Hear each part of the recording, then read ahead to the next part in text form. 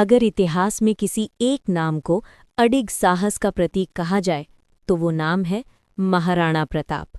एक ऐसा योद्धा जिसने सब कुछ खो दिया लेकिन अपनी मातृभूमि और स्वाभिमान कभी नहीं। पर सवाल ये है, जब पूरी दुनिया उसके खिलाफ खड़ी थी तो आखिर उसने हार क्यों नहीं मानी।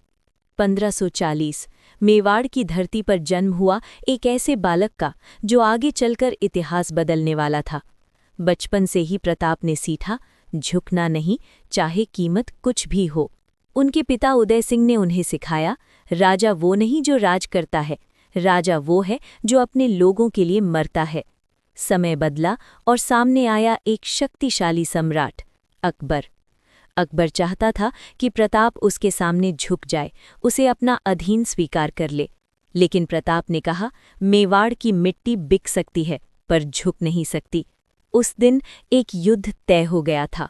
1576 हल्दी घाटी की घाटी, जहां मिट्टी भी खून से रंगी थी। एक तरफ अकबर की विशाल सेना और दूसरी तरफ सिर्फ 20,000 सैनिकों के साथ खड़े थे महाराणा प्रताप। और उनके साथ था उनका सबसे वफादार साथी चेतक। युद्ध शुरू हुआ, तलवारें टकराईं, चीखें गूंज उठी।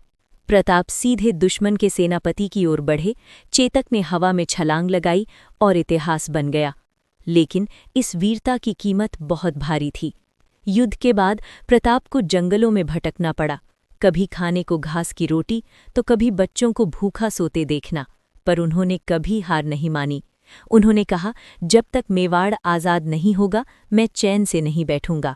सालों के संघर्ष के बाद प्रताप ने धीरे धीरे अपने किले वापस जीतने शुरू किए।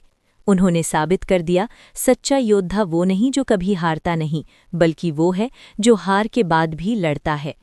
महाराणा प्रताप सिर्फ एक राजा नहीं थे, वो एक सोच थे, एक आग थे।